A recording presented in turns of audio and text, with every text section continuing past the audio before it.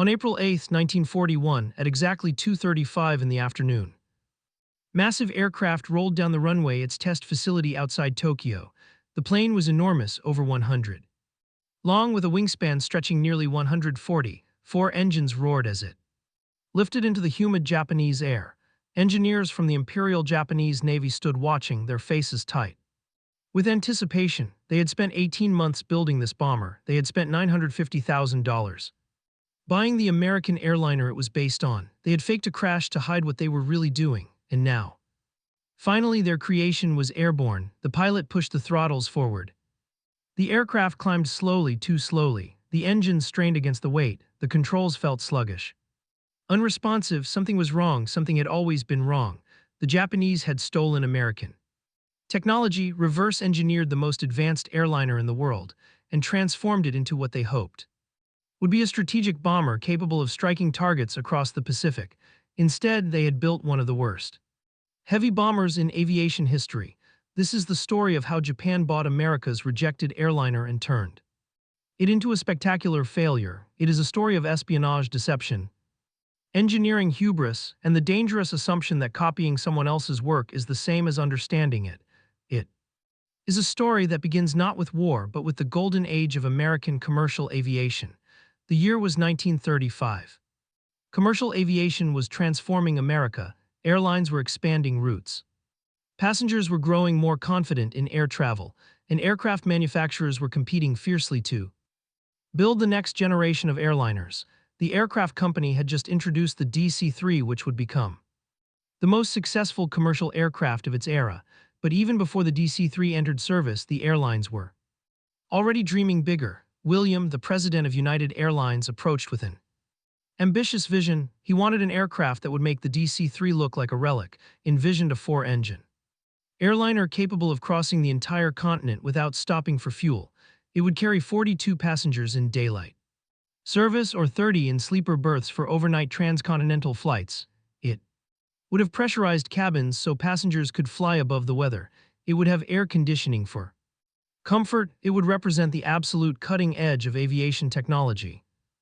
Proposal was audacious. No airline had ever operated a four-land plane for commercial passenger service. The technology was describing barely existed. Building such an aircraft would require solving engineering problems that had never been tackled before.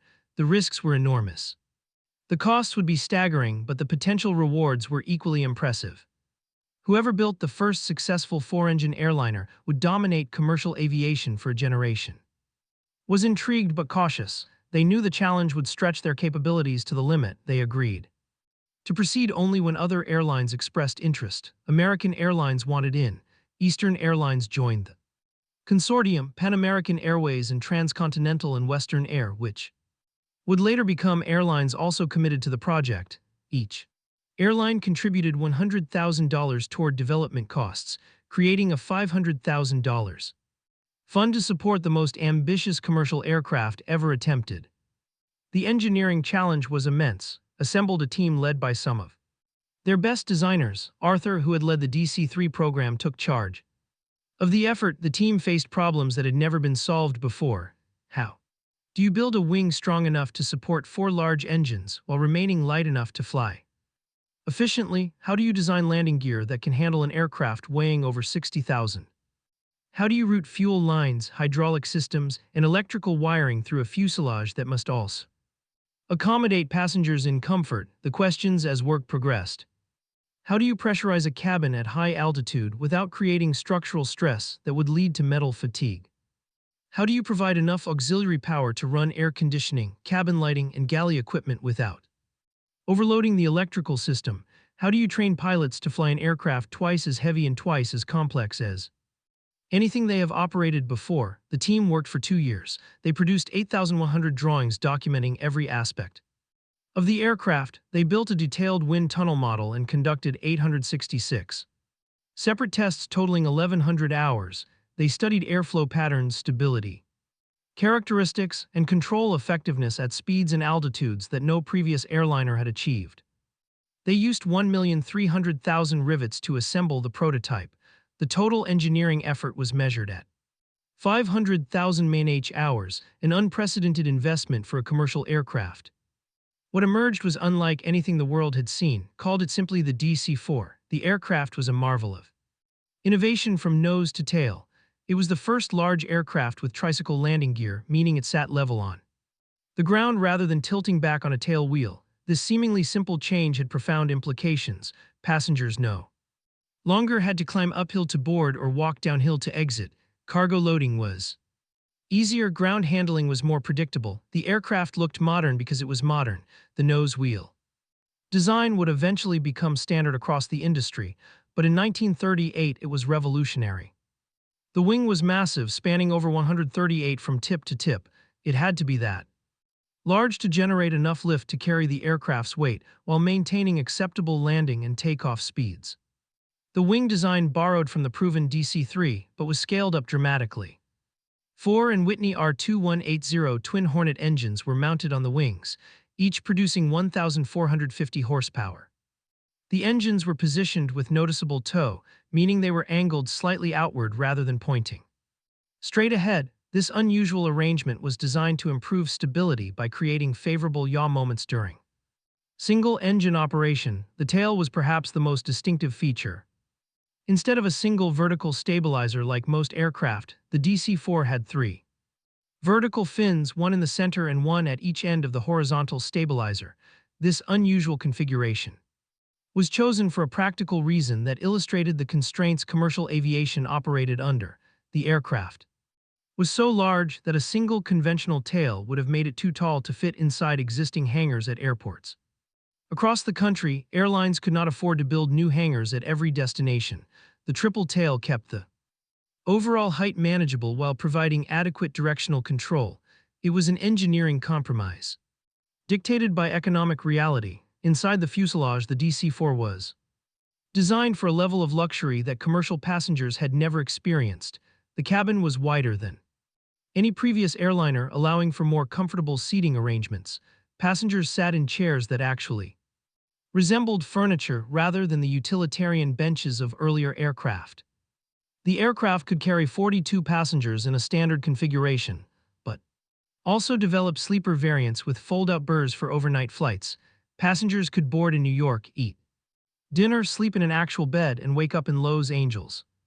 Air conditioning kept the cabin comfortable regardless of outside temperatures. The design even included provisions for cabin pressurization, though this system was not installed in the prototype. The flight deck was equally advanced. Power-boosted flight controls reduced the physical effort required to fly the large aircraft. Without power assist, the control forces would have been so heavy that pilots could not have maintained precision during landing or maneuvering. An alternating current electrical system provided reliable power for instruments and systems. This was unusual for the era when most aircraft used direct current exclusively. Auxiliary power units could provide electrical and pneumatic power on the ground, eliminating the need for external ground equipment at remote airports. On June 7, 1938, the DC-4 prototype was ready for its first flight. The location was in Monica, California, where had its main factory. At the controls was Carl Covers, chief test pilot and one of the most respected aviators in America. Cover had a remarkable career that mirrored the development of modern commercial aviation. Born in 1893 in Pennsylvania, he had learned to fly in the Army during World War I. He became a test pilot after the war and eventually joined in 1930. He had flown the first flights of the DC-1 in 1933, the DC-2 in 1934, and the DC-3 in 1935. He had literally piloted the development of the aircraft that made commercial aviation practical. Now he was adding another milestone to his already legendary resume. Cover ran through his pre-flight checks methodically. His decades of experience had taught him that thorough preparation prevented deadly surprises. The four engines were started one by one, each twin Hornet coming to life with a distinctive rumble. The aircraft registered as NX-1810 with construction number 1601. Rolled toward the runway, the ground crew watched with a mixture of pride and anxiety. 2 years of their work was about to be tested. Cover advanced the throttles and the big aircraft began to accelerate. The DC-4 was heavy and it used a lot of runway before reaching flying speed. At the proper airspeed, cover pulled back on the control column, and the aircraft lifted into the California sky, the most advanced airliner ever built. Had taken its first successful flight. The flight lasted about 45 minutes and went without incident. Cover landed and reported that the aircraft handled reasonably well, though there were characteristics that would require further investigation. Testing continued through the summer and fall of 1938. Pilots evaluated the aircraft's handling characteristics at various speeds and altitudes. They tested its performance in climbs, descents, and turns. They examined the reliability of its complex systems under the stress of repeated operations. Problems emerged as they always do with new aircraft. Some systems did not work as designed, some performance numbers fell short of predictions. The type certificate was delayed while issues were addressed. On May 5, 1939, the Civil Aeronautics Authority finally granted approval. The DC-4 was officially certified for commercial operation. The prototype was turned over to United Airlines for evaluation. This was the moment of truth that would determine whether the DC-4 was a breakthrough or a disappointment. Test flights with professional test pilots were one thing. Daily airline operations with revenue passengers, tight schedules, and maintenance constraints were something else entirely. On June 9, 1939, something remarkable happened that connected the DC-4 to aviation's earliest history. The aircraft was in Dayton, Ohio, a city with deep significance to American aviation. Dayton was the Orville Wright, the brothers who had invented powered flight. Carl Cover brought the DC-4 to Dayton for demonstrations, and a very special passenger came aboard for a flight over the city. That passenger was Wright himself, then 67 years old. Had been just 32 when he and his brother made the first powered flights in 1903. That first flight had lasted 12 seconds and covered 120, now 36 years later sat in the cabin of a 4-engine airliner that could carry 42 passengers across the continent. He looked down at the city where he had grown up, where he and had built their first flying machines, where the bicycle shop that funded their experiments still stood. The flight was a bridge across generations of aviation progress. Man who had invented the airplane was now flying in its most advanced incarnation. Cover later said it was one of the proudest moments of his career. The photograph of Wright in the DC-4 cabin became an iconic image of aviation history. But despite successful test flights and the presence of aviation's founding father, United's evaluation revealed serious problems that threatened the entire program. The DC-4 was too complex for practical airline operation. Its sophisticated systems required specialized maintenance that most airports could not provide. Mechanics trained on DC-3s were baffled by the DC-4's electrical systems, hydraulic circuits, and control mechanisms. Operating costs were far higher than projected because of the time and expertise required to keep the aircraft flying. The aircraft consumed fuel at alarming rates. The 4 engines drank gasoline faster than anyone had predicted. Range was less than promised. Because fuel consumption exceeded design estimates, performance fell short of specifications in almost every category, especially after the seating capacity was increased from 42% to 52 passengers to improve economics. That change pushed the gross weight up to 65,000, far above the original design weight. The fundamental problem was weight. The DC-4 had grown heavier throughout development as engineers added systems and strengthened structures to solve problems that emerged during design and testing. Every solution to every problem seemed to add more weight. The engines that had seemed adequate when the aircraft was projected at 50,000 pounds were now struggling to carry 65,000. Climb performance was poor. Cruise speed was disappointing. Range was insufficient for the transcontinental missions the aircraft was supposed to fly. One by one, the sponsoring airlines delivered their verdict. Pan American and Transcontinental and Western Air had already withdrawn from the program even before the first flight, choosing instead to invest in the 307. That aircraft was smaller and less ambitious, but it actually worked. Now United, American, and Eastern reached the same conclusion. The DC-4 was impressive technology, but it was not suitable for commercial service. Aircraft was too expensive to operate, too complicated to maintain, and too unreliable for scheduled passenger service. Faced an embarrassing and expensive failure. They had invested years of work and approximately $3 million of their own money in an aircraft that no one wanted to buy. The DC-4 prototype sat at the factory like an albatross, a monument to overambition and a drain on company. Finances: the consortium airlines paid $91,250, each to settle their commitments, a fraction of the development costs. Executives had to decide what to do with their white elephant.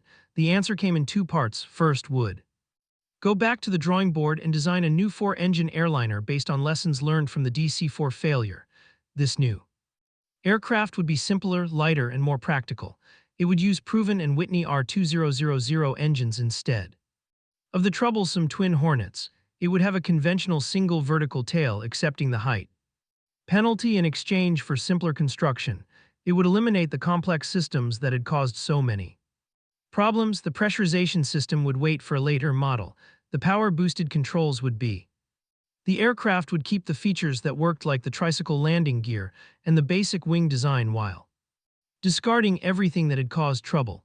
Second, would try to sell the original prototype to recover at least some of their development costs. Finding a buyer for a rejected airliner would not be easy. Anyone with the technical sophistication to use such an aircraft would surely know about its problems, but the alternative was scrapping the prototype and writing off the entire investment.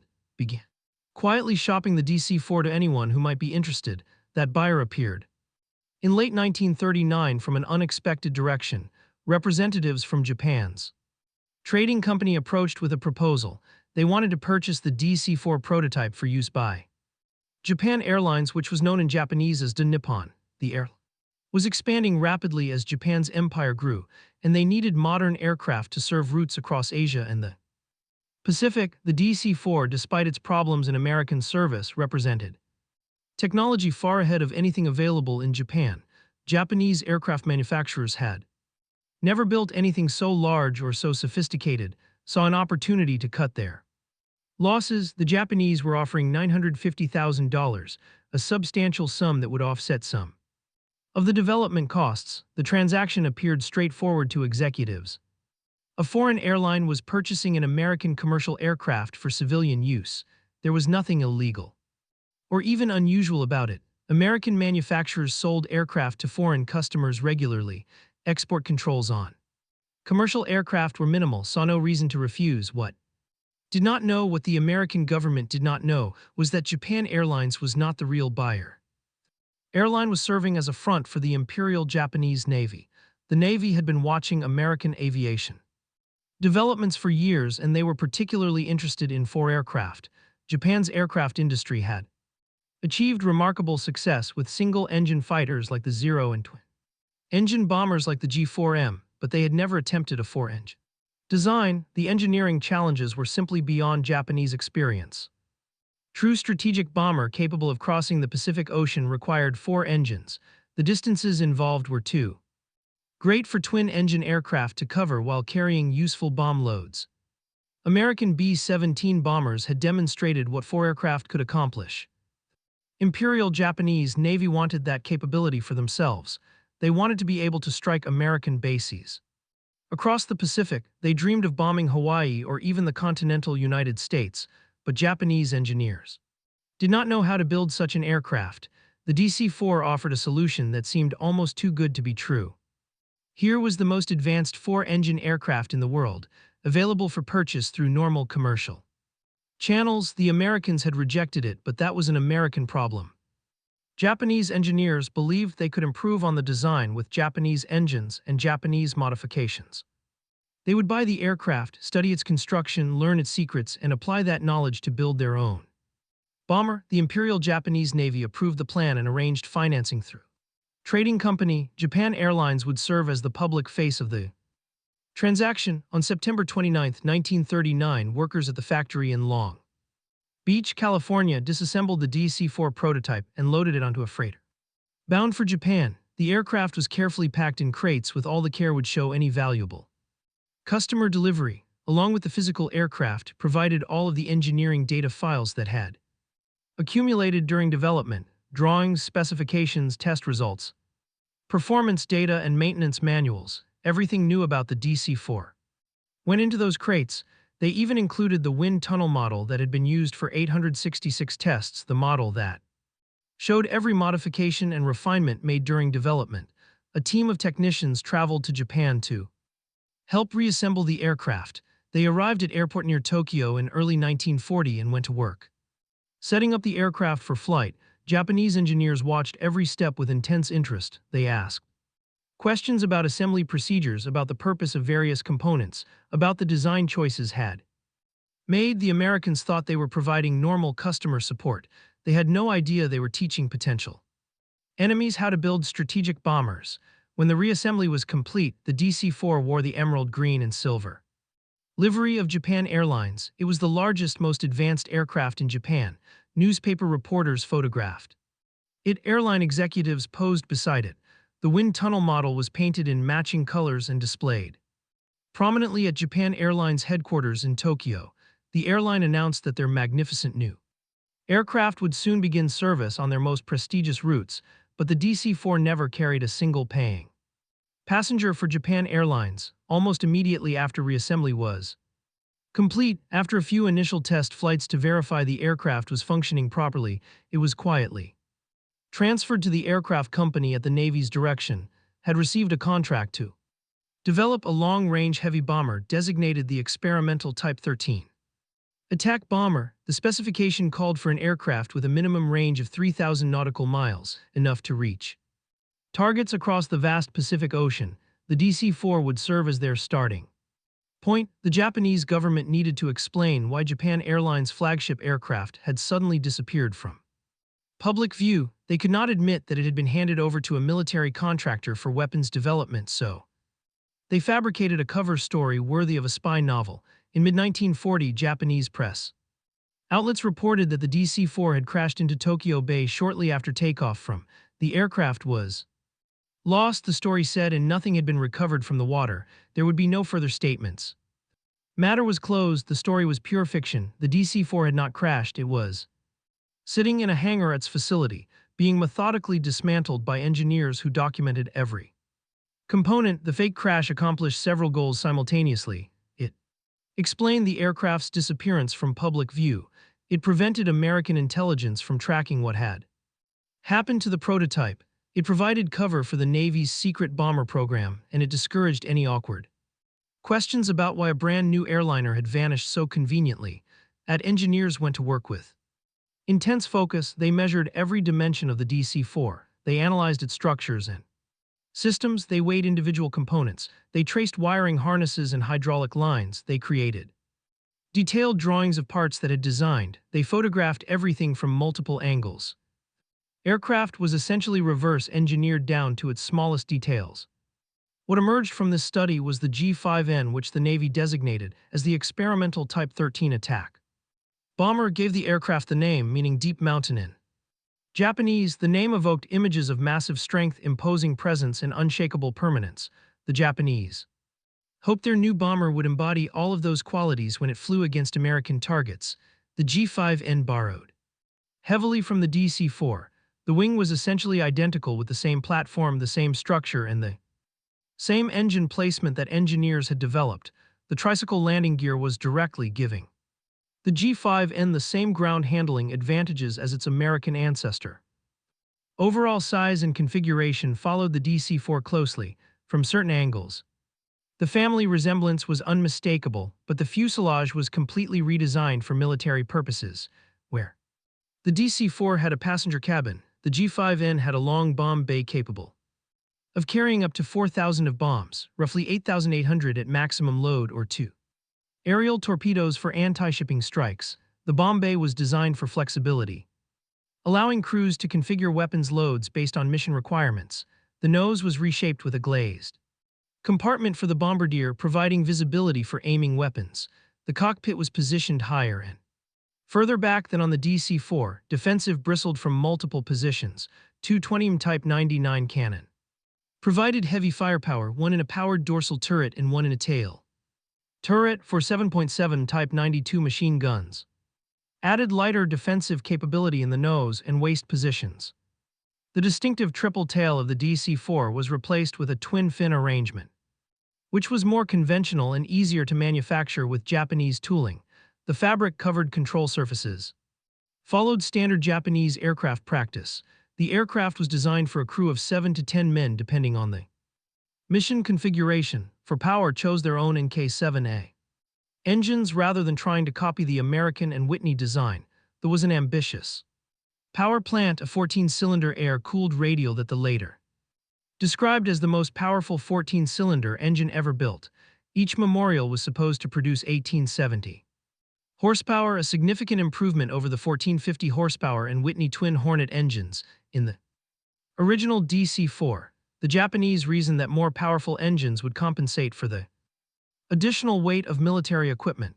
If American engines had been inadequate for the DC-4's weight, Japanese engines with more power would surely solve the problem. Only about 200 Memorial engines were ever manufactured between 1941 and 1944, reflecting the difficulties in producing such an advanced design. The first G5N prototype was completed early 1941.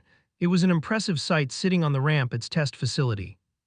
The aircraft was over 100 long with a wingspan of nearly 140. It dwarfed every other aircraft Japan had ever built. Navy officials came to inspect their new bomber with obvious pride. Japan was finally entering the era of strategic aviation.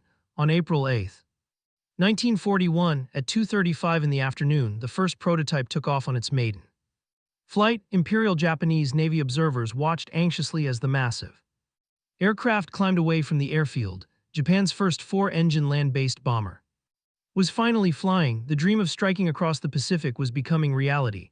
The test pilot's reports shattered that dream. The G5N was heavy, even heavier than expected. The Memorial engines were not delivering their promised power. The theoretical 1870 horsepower rarely materialized in practice. The engines ran rough and required constant adjustment. They overheated during sustained. Their reliability was poor, with frequent failures that grounded the aircraft for repairs. The flight controls felt sluggish and unresponsive compared to smaller Japanese aircraft. The G5N did not handle like a fighter or even like the twin-engine bomber. It handled like what it was, an overweight converted airliner straining against the limits of its design. Performance numbers confirmed what the pilots reported. Maximum speed was only 261 at optimal altitude, far slower than contemporary American or British heavy bombers. The American B-17 could cruise faster than the G5N's maximum speed. The British Lancaster and Halifax bombers were both faster and could carry heavier bomb loads. The service ceiling was just under 25,000, limiting the aircraft's ability to fly above enemy fighters and anti-aircraft fire. Climb rate was poor, requiring extended time to reach operating altitude, and most critically, range fell short of requirements. G5N could fly about 2,600 m, well under the 3,000 nautical mile minimum the Navy had asked for a bomber capable of striking targets across the vast Pacific Ocean. What they received was an aircraft that could barely reach the nearest enemy bases and would be vulnerable to interception. Throughout its mission, the dream of bombing Pearl Harbor or striking the American mainland was clearly impossible. With the G5N, the aircraft simply could not fly that far while carrying weapons. Built additional prototypes, hoping that refinements and adjustments would solve the problems. The second prototype flew. Engineers modified the engine cowlings, adjusted the propeller pitch settings, and tweaked the fuel system. Performance improved slightly but remained far short of requirements. A third prototype incorporated further changes than a fourth. Each aircraft exhibited the same fundamental flaws. The Memorial engines continued to cause problems. They overheated during. They vibrated excessively at certain power settings. They failed at inconvenient moments during test flights. Engineers were forced to detune the engines to improve reliability. Running the Memorial at lower power settings reduced the mechanical stress and decreased failure rates, but it also reduced the already inadequate power output. The performance problems became even worse. The G5N was caught in a vicious circle. The engines could not produce enough power to give adequate performance. Pushing the engines harder caused them to fail. Reducing power to improve reliability made performance even more inadequate.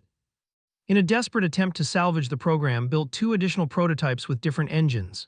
These G5N2 variants used Mk4B engines instead of the troublesome power plants. The CAS was a proven reliable engine that powered the successful G4M bomber and several other Japanese aircraft. It had a solid reputation for dependability accumulated over thousands of operational hours, but the CAS produced only 1,530 horsepower, significantly less than even the derated G5N was already underpowered with engines theoretically capable of 1870 horsepower. With engines producing only 1530 horsepower, performance became truly dismal. The G5N2 flew even slower than the original variants. It climbed even more poorly, it had even less range. The more reliable engines made the aircraft safe to fly but incapable of performing its mission. By 1942, the verdict was clear to everyone involved in the program. The G5N was a failure. No engine swap, no modification, no refinement could overcome its fundamental problems. The aircraft was simply too heavy for any available Japanese engine to propel it adequately. The Navy had spent years and enormous resources developing a bomber that could not bomb the American aircraft they had purchased, studied, and had transferred its flaws along with its technology. The Imperial Japanese Army had briefly expressed interest in the G5N as well. The Army and Navy were bitter rivals who rarely cooperated, but both services recognized the value of a four-engine bomber. The Army proposed two variants of the design, the Ki-68 and the Ki-85, which would use different engines and serve Army requirements. A full-scale mock-up of the Ki-85 was actually constructed in 1942 at considerable expense, but the Army watched the Navy struggles with the G5N and wisely decided not to repeat their mistakes. Every problem the Navy encountered would apply equally to Army variants. The weight problem was fundamental to the design. No engine change would solve it. The Army its variants in May 1943 without producing a single flying aircraft. The mock-up was scrapped. The resources were redirected to programs with better prospects of success. Navy the bomber program, but refused to waste the aircraft entirely. 4 of the 6 G5N prototypes, 2 of the original G5N1 variants with memorial engines and both of the G5N2S with power plants were converted into transports. They were G5N2L and given the name meaning deep mountain modified. The bomb bays were removed or sealed. The offensive armament was deleted. The defensive armament was reduced. The crew was reduced to just 6 men. The aircraft were assigned to the 1021st, a naval air transport unit based at Air Base. This unit became the sole operator of all 4 surviving aircraft. For the rest of the war, the 4 surviving transports flew supply missions across the Japanese Empire. They carried cargo and personnel to bases in Formosa, the Philippines, and the islands. Their long range, inherited from the DC-4E's transcontinental design, made them valuable for reaching distant garrisons that could not be supplied by smaller aircraft. They hauled spare parts, medical supplies, and military equipment to isolated outposts. The mighty bomber that was supposed to strike terror into American hearts spent the war as a cargo plane. The aircraft that cost $950,000 and years of development effort became a glorified freight hauler. American intelligence eventually detected the G5N's existence through aerial reconnaissance. Photographs taken from high altitude showed the large 4-engine aircraft at Japanese airfields. Intelligence analysts at the Allied Technical Air Intelligence Unit in Australia studied the images carefully and identified the type as a heavy bomber following the naming convention developed by Captain Frank M. Mid-1942, they assigned the aircraft the Allied code name. Under this system, Japanese bombers and transports received women's names while fighters received men's names. The irony was that the Allies assigned this code name expecting the G5N to be a dangerous strategic bomber, unaware that Japan had already given up on that mission years earlier. American commanders prepared contingency plans for the possibility that Japan would use the as a strategic bomber against Allied positions in the Pacific. That attack never came. The Americans did not realize that Japan had already abandoned the G5N as a combat aircraft. Years earlier, the threat they prepared for was hollow. The intimidating 4-engine bombers they photographed were actually just transport planes making cargo runs. The Allied intelligence assessment was not wrong, only incomplete. It was indeed designed as a bomber. It was simply too flawed to serve in that role. Carl Cover, the test pilot who had flown the DC-4E on its maiden flight and taken Wright for a ride over Dayton, did not live to see the end of the war. When America entered the conflict after Pearl Harbor, Cover returned to military service at the request of General Henry, the commander of Army Air Forces. Cover was promoted to colonel and assigned to oversee B-29 production at Bell Aircraft's factory in Georgia.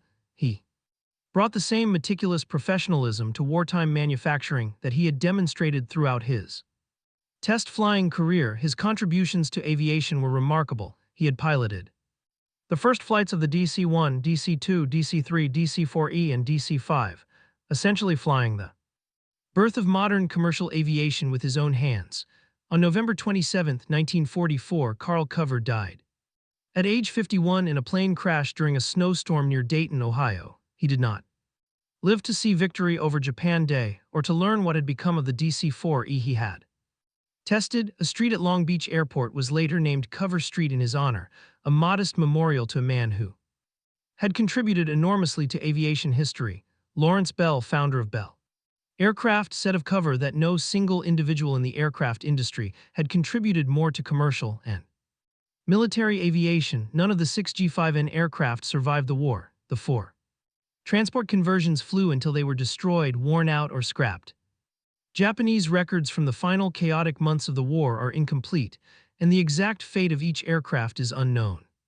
Some may have been destroyed by American air attacks on Japanese airfields. Others may have been cannibalized for spare parts as the Japanese industrial base collapsed under Allied bombing. By the time Allied forces occupied Japan, no complete G5N remained. Aircraft survives only in photographs, technical drawings, and the memories of those who built and flew it. DC-4E prototype was stripped bare by its engineers and reduced to components. Whatever remained after they extracted all useful information was likely scrapped for materials as Japan's wartime shortages became desperate. Wind tunnel model that had been painted in Japan Airlines colors and displayed as part of the deception may have survived the war, but its current location is unknown. It may sit forgotten in a Japanese museum storeroom, or it may have been destroyed during the firebombing campaigns that devastated Japanese cities in 1945. The full story of the DC-4E and the G5N did not emerge until after Japan's surrender in August 1945. Allied investigators examining Japanese aviation programs discovered documents describing the program and its origins. They learned about the purchase of the DC-4E, the fake crash cover story, the reverse engineering effort at, and the disappointing results of flight testing. The elaborate deception that had hidden the program from American intelligence before the war was finally revealed. Irony of the situation was profound and instructive. The United States had rejected the DC-4 because it was too complex and expensive for civilian use. Japan had purchased it, hoping to turn American technology against America. Instead, the Japanese inherited all of the DC-4's problems and added new ones of their own. The same fundamental flaws that made the DC-4 a commercial failure made the G5N a military disaster. Understood the DC-4's flaws because they had lived through the painful development process. They knew which design decisions had caused problems and why those decisions had been made. They knew what alternatives had been considered and rejected. They had institutional memory accumulated over decades of aircraft development. When they designed the successor aircraft, they could avoid the mistakes they had made before. They could keep what worked and discard what did not. Had none of this context. They could see what had built, but they could not see the reasoning behind it. They did not know which features had been chosen reluctantly as compromises. They did not understand which systems had caused endless headaches during development. They could not identify which specifications had proven impossible to meet. They could only see the final product, not the painful process of trial and error that had created it.